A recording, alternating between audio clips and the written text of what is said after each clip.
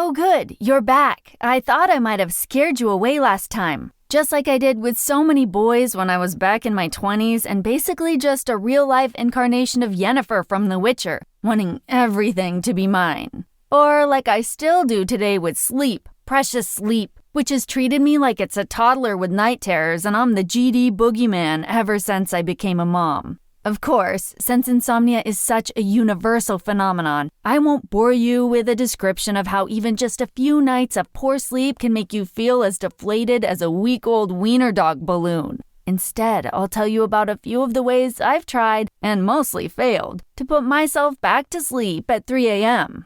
So, the first one involves Jennifer Aniston.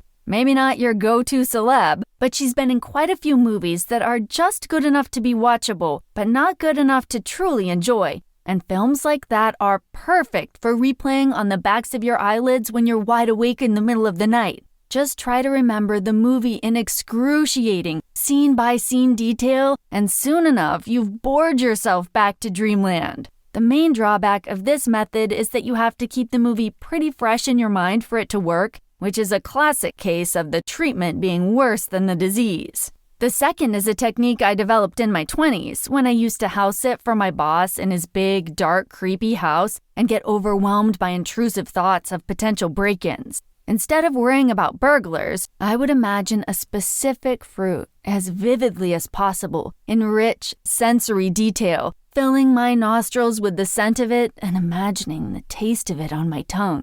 Was this strategy, vaguely sexual in retrospect? Definitely not. And it also wasn't very effective, but it was enough to distract me from the feeling of impending doom. And finally, nowadays, when I've been lying awake for absolute hours on end, I like to imagine that my whole body is filled with worms, that they're just crawling out of my ears and rippling under my skin. This one doesn't work at all, mind you, but it does unsettle me enough that I have to get out of bed. Then, at least, I can watch rom-coms until morning.